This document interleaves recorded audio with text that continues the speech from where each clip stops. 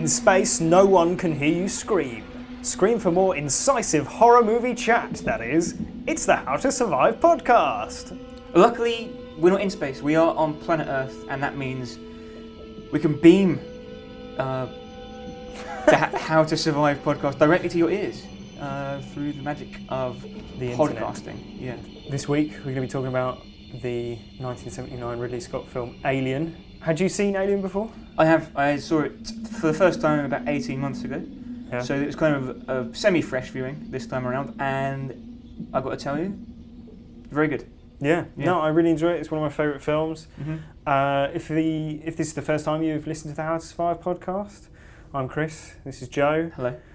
We're not scholars of horror movies or anything, but we're just enthusiastic individuals who think that basically we could survive any horror film because Exactly, yeah. We've got all the best ideas. Critical reasoning and situational awareness abound in our theories. But we like to talk about the movies themselves as well, being film fans, and that's what we're going to do today. We're going to talk about Alien. Yeah. So Alien, to give a brief run over the story. Stop you there, Chris. The film was originally called something else. Right. Star Beast. Okay. And I'd enjoy it if you, through your description of the plot, described the alien as the Star Beast. Okay. I think that would be appropriate. So the plot of Star Beast is a group of commercial towing vehicle crew members in space awake to find their ship has stopped en route back to Earth because of a distress signal. They go down to the planet to find the distress signal. While they're down there, they find a giant crashed spaceship. Inside there's a giant elephant-like alien that's got a big hole in its chest. And fossilised. Fossilised as well. They kind of start exploring the crashed vessel. And that's when John Hurt's character, Kane, comes across what can only be described as 1,000 alien eggs. Star Beast eggs. Star Beast eggs, sorry. Yeah, so in what is probably one of the most famous scenes in movie history, I guess. Well, there's two really famous scenes. Yeah. Like he first, it's the whole leaning over the open egg, and then something leaps out and latches onto his face. Yep. They take him back to the ship. He appears to be, well, they manage to get the alien off his face. It's like a big claw type thing. Well, they struggled. What they find out is that trying to remove the alien from his face means you have to break the alien's skin. Yeah. And its blood, or it's the fluid it's filled with, is capable of burning through the hull of the ship. Yeah. So you now learn you can't, you basically can't cut this thing. Yeah, you can't shoot it or whatever. Because, stab it. Yeah. So that's interesting and crucial information. Right. So the Star Beast, the Star Beast face-hugging alien eventually falls off seemingly of its own accord. Yeah. They find it dead, essentially. Yeah. And then everything seems fine. They're about to carry on their journey back to Earth. They go and have dinner. Kane is feeling good. Feeling very hungry for some reason. Yeah. And then suddenly out of nowhere, the alien fetus bursts out of his chest. Yeah. And kills sprays everyone with blood. Yeah. They all scream. Yeah. And then it runs off. Yeah. That's probably my least favourite part of the whole film. The escape. Yeah. It runs away on a rail. It's a little bit. I mean, it's made 40 years ago. No, I forgive it, but I can't forgive it, actually. I hate the film. Yeah. From that point onwards, it's like Jaws in space, right? There's a monster. They've got to try and kill it. Yep. Before it kills all of them. Yes, so keep away from it, but also try and get rid of it. Yeah. And one by one, the crew get picked off, eaten, like lured into traps. Yeah. Well, however it's killing them. So one by one, they're all killed until the only one who's left is Ripley. Sigourney Weaver in her breakout role. Yeah. And her job is to break out from the self-destructing spaceship. Yep. Which she manages to do with Cat in tow. Yeah. Jones the cat. Jones the cat, and then she's on the escape pod. Brilliant. Everything's fine. So she's on the shuttle, the escape pod, and everything seems to be going well. She puts the cat into the bed, the sleeping chamber. Mm-hmm. She sends him off to sleep, and she begins to undress and ready for her own hypersleep. Yeah. When suddenly, out of nowhere, unexpectedly, the alien pops up. Yeah. So now, not only is her only escape where she currently is. Yeah. So now she's trapped in the escape shuttle. In the escape, yeah. What was her retribution has now become her prison. Yes. With the space beast, Star Beast, with the Star Beast, and so she immediately jettisons it into space, basically. And then it falls into the exhaust pipe. Yeah, and she burns it, incinerates it, basically. Yeah. And then flies off in space. Yeah. To live happily ever after. And the last kind of shot is of her leaving a log saying, "I'm the only survivor. Yeah. Everyone else is dead. Mm-hmm. See you soon. See you next time. See you in Alien." Yeah. In Space Beasts. Yeah, Space Beasts. Yeah. So that's the story of Alien or Star Beast. I love the film. Yeah, it's absolutely brilliant. It's one of the best. It's in terms of, in the movie, Ash describes the xenomorph, the alien, as the perfect being. Yeah. And I think he was actually describing the film as a perfect film. Yeah. The only thing he hasn't got, which I like, is a car chase. But, yeah.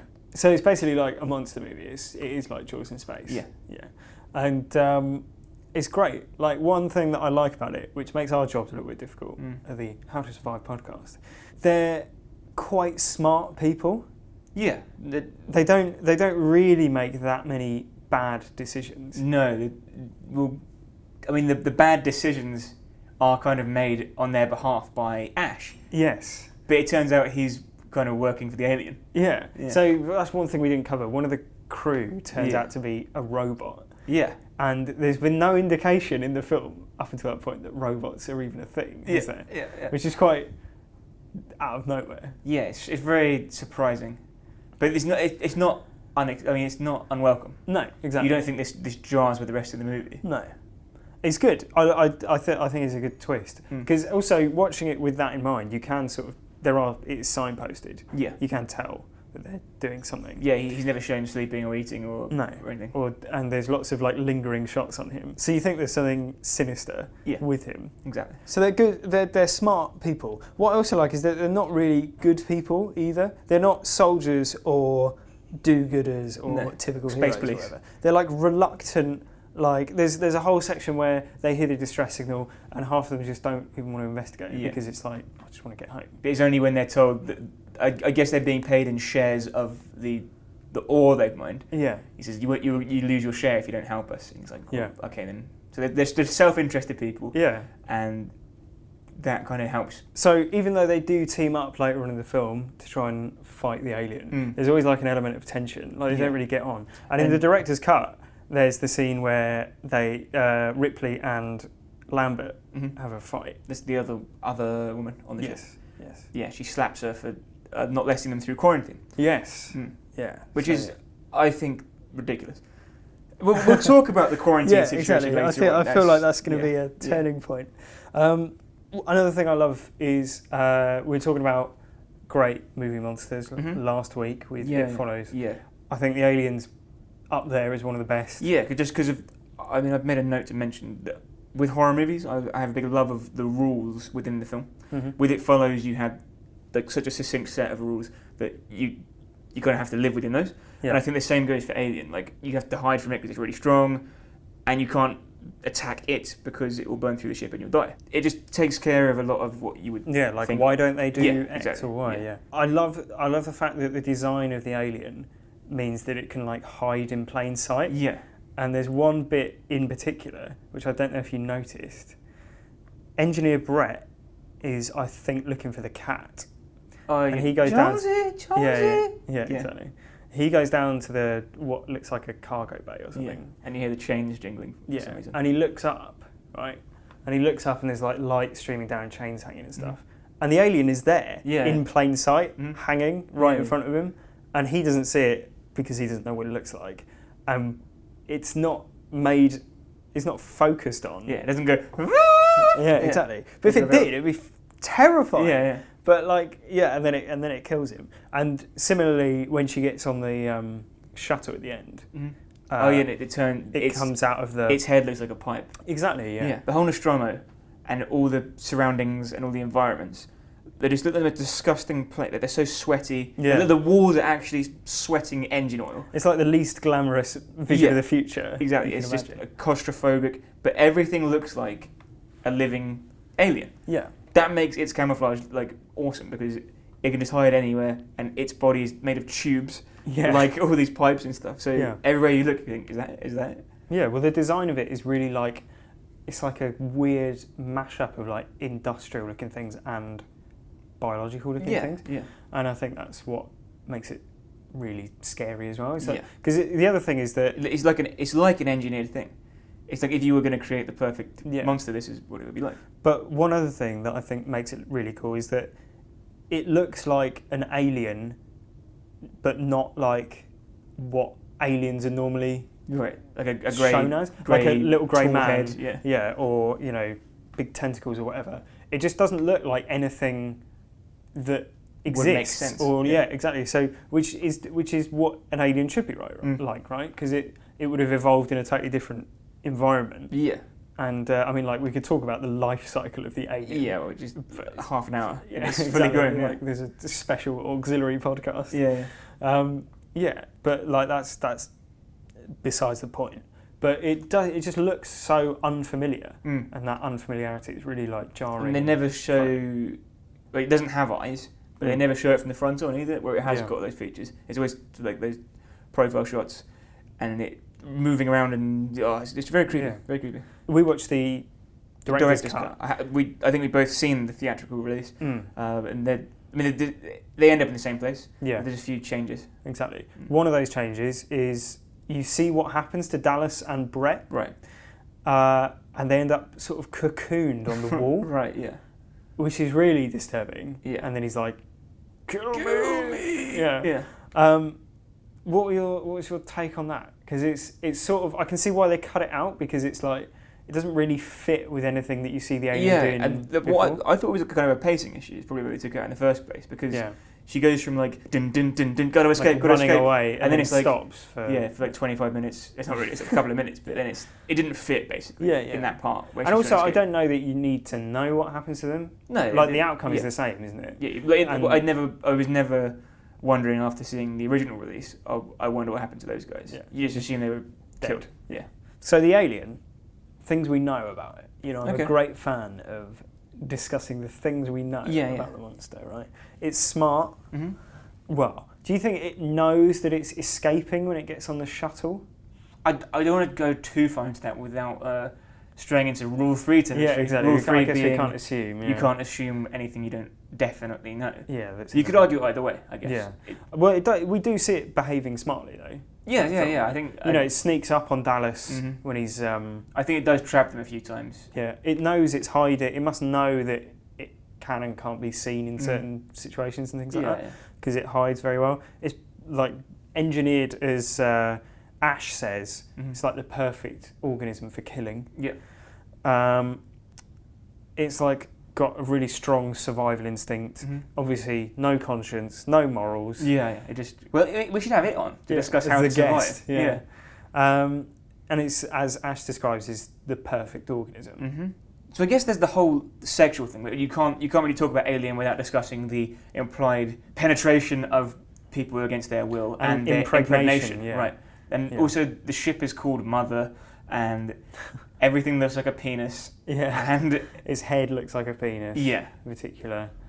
Yeah, and the whole pregnancy weird. Yeah, bursting out. It's kind of like a man giving birth through his chest. Yeah. It's bizarre. But I think it's tied to that is the gender roles in the film. They're all referred to by their surname, so you get the feeling they could have been man or woman. And interestingly, Ripley is kind of the main character. And I think that was kind of the first, maybe her and Sarah Connor, it was around the same sort of time. They were the first sort of female leads in an action movie, arguably. Yeah, I think that's probably... I mean, she's definitely like a poster girl for the, strong, independent heroine. And it takes it in a completely different direction from other things we discussed, like Friday the 13th, where the women are incompetent idiots and thrown into hysterics. And she's very she's stoic in the face of horror. Yeah. I mean, there are a couple of moments where she's like emotionally vulnerable. Yeah, but I think I would be. Yeah, exactly. Like it's no more. Not it's that not I'm a the damsel sort of situation, is it? Yeah. At any point, really. So obviously, going back to the sexual thing, there's the face hugger and the whole impregnation thing. Yeah. There's also when Ash tries to kill Ripley, he does it by like rolling up a magazine and trying to like shove it in her mouth. Yeah. Which is really. But in the background there's pictures of like naked women. Yeah. Yeah. But it's impossible not to think of sex because of what's being shown on screen. Exactly. The naked women. Yeah. And a man doing it to a woman. Yeah. It does seem to be like a theme throughout. Also, again in the director's cut, Lambert gets killed by the tail going up between her legs, and you never see what becomes of that. Right. But there's like a very horrible implication with that. Yeah. And you can kind of see where it's going. Yeah. And there's a lot. I don't quite know what to make of it, other than the whole like impregnation thing becomes like a theme, and it's like very sexualized violence, like horror. But I don't know, I think it's always implied though. Yeah. It's never. Oh yeah, you don't see like it's not two like people never have sex in this. It's not like It Follows where it's literally sex on screen.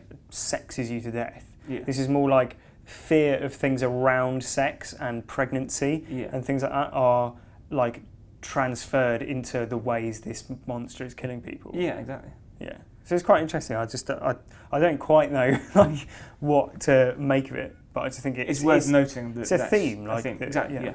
And worth perhaps considering when asked, how would you survive? Very much so. Well, we should start perhaps by discussing the first to die, as is tradition, and that was poor old John Hurt, wasn't it? Kane. Yeah. Who, I mean, here's how he should have survived. Yeah. Don't put your hand and head in an alien egg. Yeah. When you can see the alien moving around inside it, especially. It's very naive, especially when they're, you would think they're sort of used to space travel. They have these things like quarantine procedures. They're not idiots. No. And they're not like... And I think he's the captain of the ship. Yeah. So he's obviously a fairly smart man. Yeah. And I mean, curiosity gets the better of him. Like, you can understand that. Right. Yeah. The first thing that I've got written under How to Survive for this is... So they go down onto the, wasteland planet. Yeah. They find this giant ship. And... So they hear a distress signal, which they ask, is it human? Yeah, yeah. Right. I don't know whether the implication there is that it could be a recording or whether they have previously encountered extraterrestrial life. Yeah, but I think it's safe to assume, maybe, you see what you feel, it's safe to assume that Weyland Yutani, the company that owns the Nostromo, doesn't have any vested interest in rescuing aliens. No. Right? So their obligation, when they get down to the planet, is presumably related to saving humans. Yes. Right?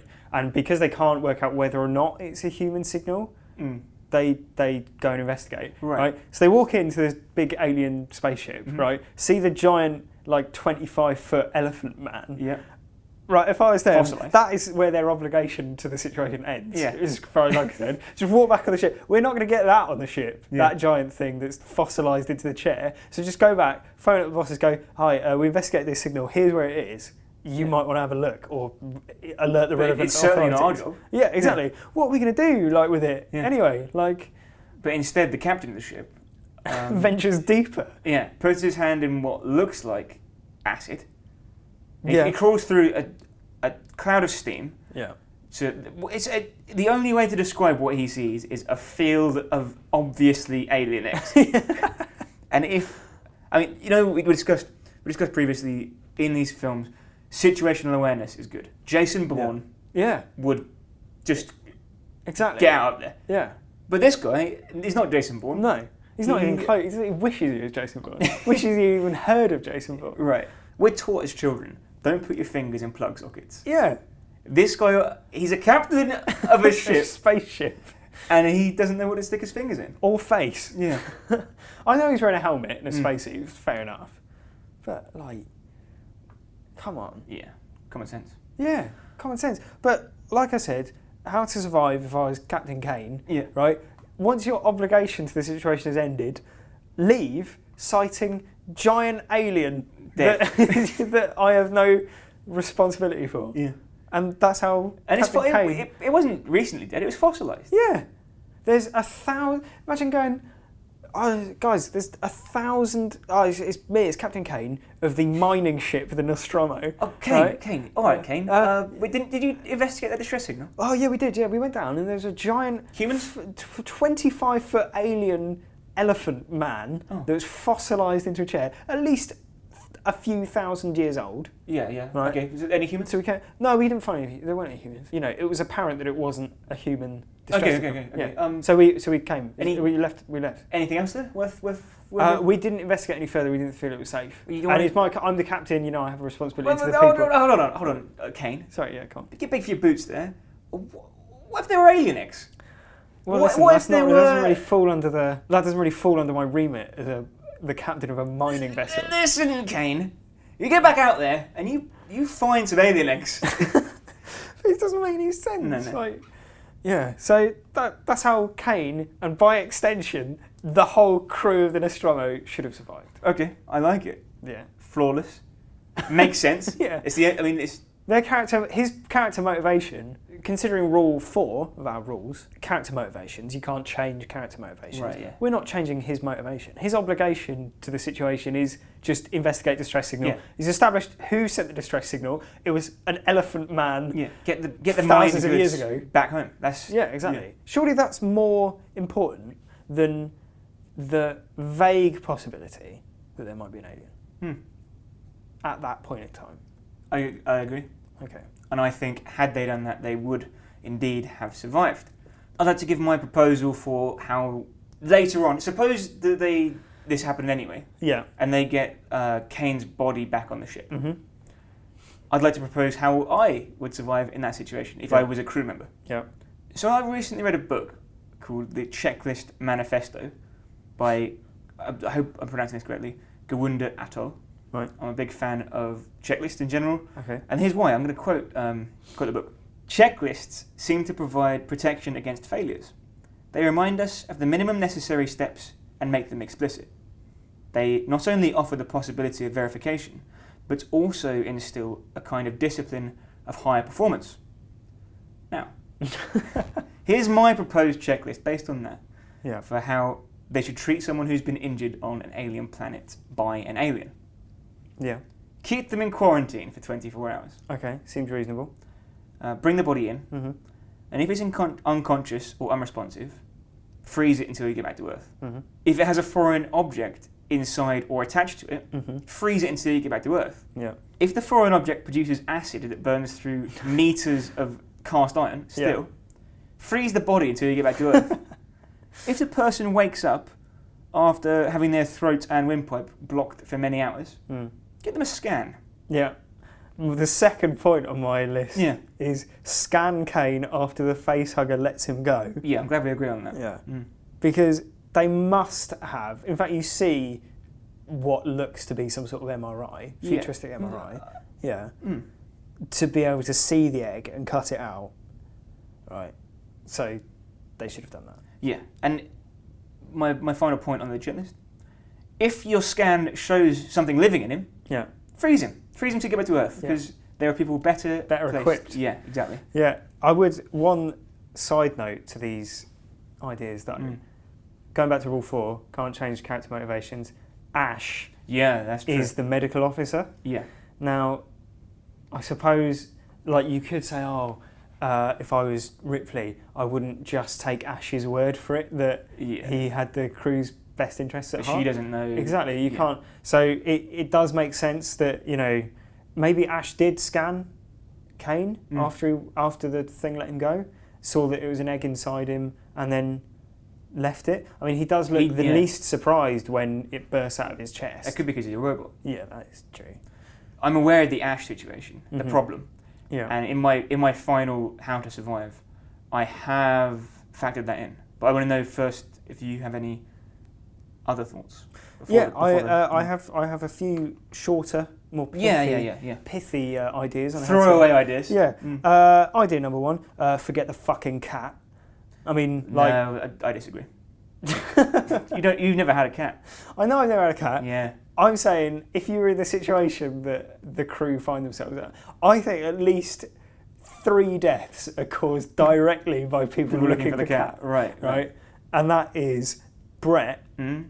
and then following that, Lambert and Parker all die because if Ripley hadn't gone off to look for the cat while they were loading oxygen onto the thing, I mean, like, why one of the other crew members doesn't go, like when Ripley says, "Oh, you do all the heavy lifting of the oxygen that we need to survive our crucial jettison into space." And she's self-destructing it. She's not saving the cat. I think the cat's just in the room because it makes her jump. But she goes to the self-destruct sequence afterwards.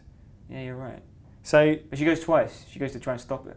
Yeah, no, but she definitely is looking for something while they're loading stuff, and then she runs back because she runs back to them. Yeah, that's right. With the cat in the box. Exactly. Which the alien then kicks around. I don't know. Listen, if it was my cat, saying, we're talking how to survive. We're talking how to survive. But I do like cats. Well, rule 4. Yeah. Rule 4. Unless specified, you cannot influence the fate or behaviour of any other characters. Okay. And if you left the cat, Jones, you'd be influencing its fate, I think. That's true, yeah. Does the cat count as a character? Well, yeah. I reckon it's got... I don't have to look, but I reckon it's got an IMDb page dedicated to the cat. No, that's a fair comment, I suppose. But... Okay. My point is, the final part, where she grabs the cat in the box, it's not costing her any time. If it had been earlier, I understand Brett didn't have to go after the cat. He was kind of being a bit of a hero. Yeah. And he could have saved his life by letting the cat survive on his own, because cats tend to. I see your point of it contravening Rule 4, though. Yeah. That's a fair comment. But tied into that, one of my other points is stick together. Well, that is pretty much my final how to survive. As soon as the alien is loose and you know it is after Brett dies, and they had to have a meeting like, we're going to go in the air vents, we're going to do all this. Just all stay there in a circle with your backs to each other. Now, you know, you've already got the flamethrowers. Yeah. Get any sort of blunt projectiles you can find and take turns sleeping. The idea is that you stay in your circle, and if it comes along, you just overwhelm it and go, get out of here, you damn alien. Get off my lawn. It'll run away. Yeah. Okay, now, so how many people are left at that point? 5? Call it 5, yeah. So, okay, 5 people sleeping in shifts. So let's say 2 are asleep, 3 are awake. Yeah. So 3 people enough to overpower the alien?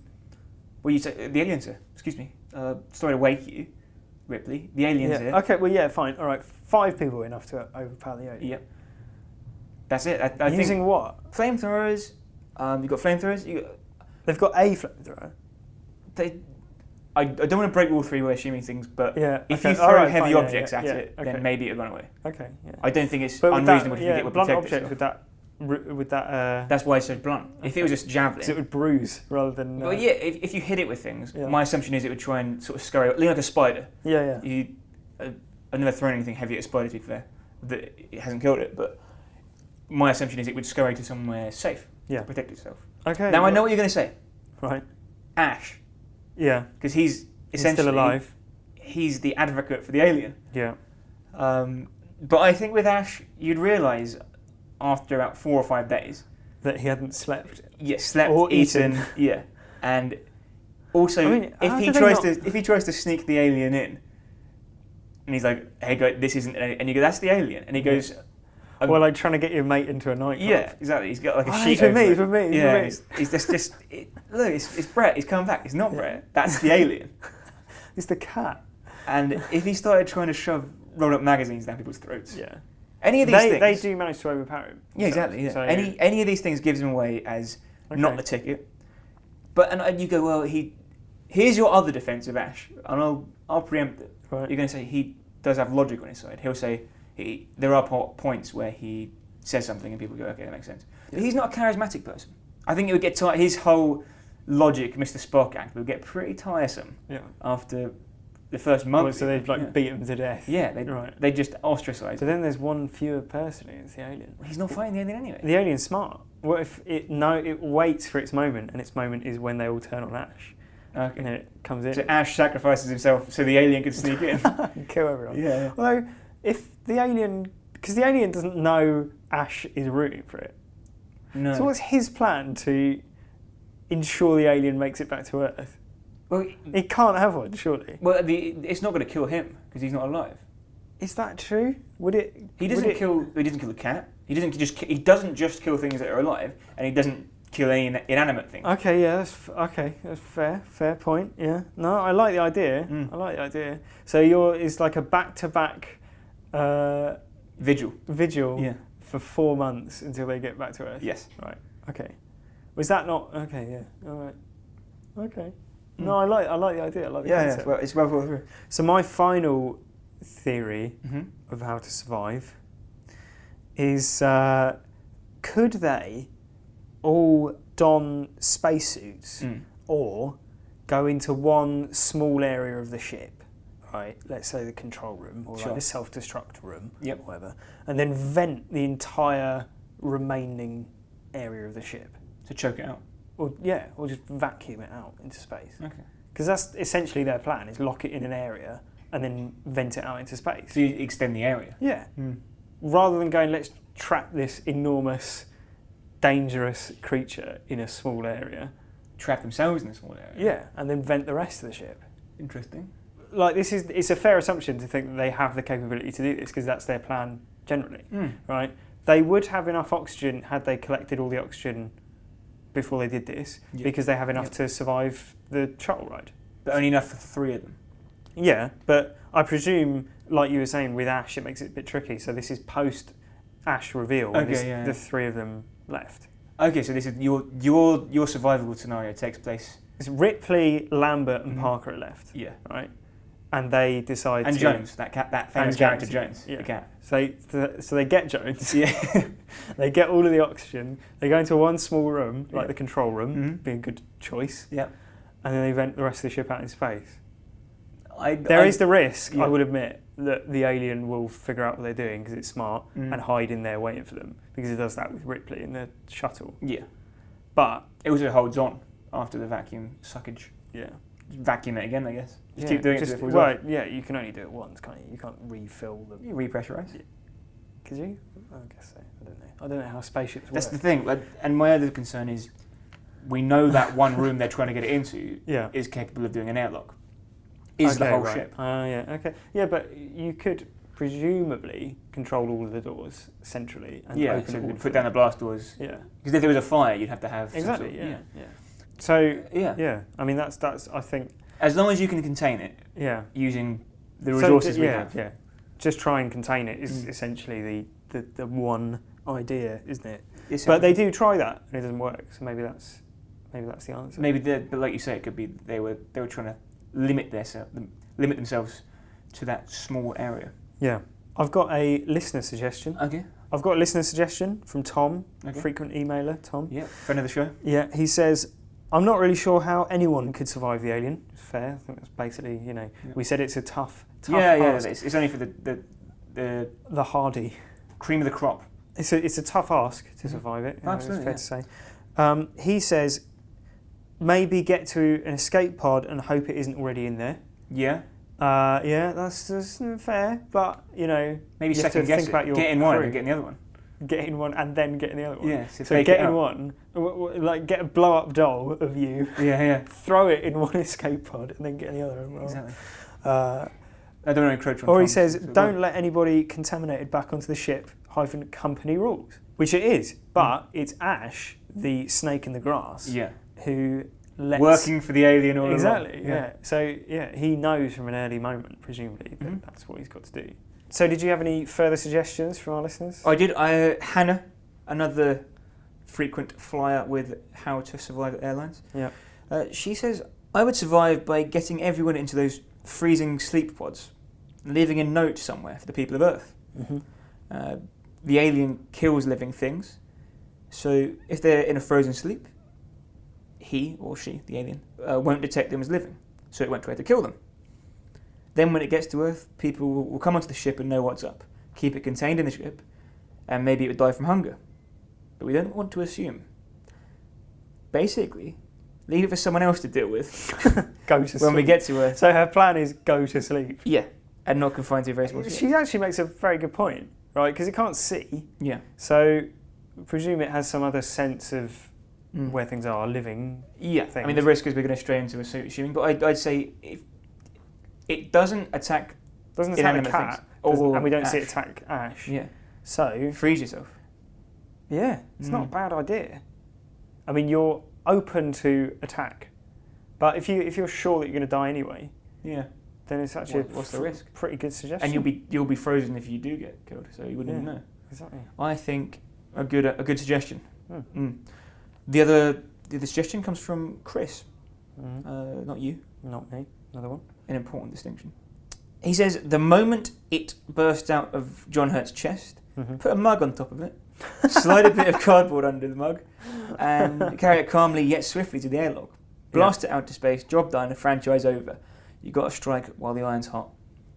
So my problem with this is that there's no mug big enough. Parker goes to smash it in with a implement in the kitchen, right? And Ash stops him.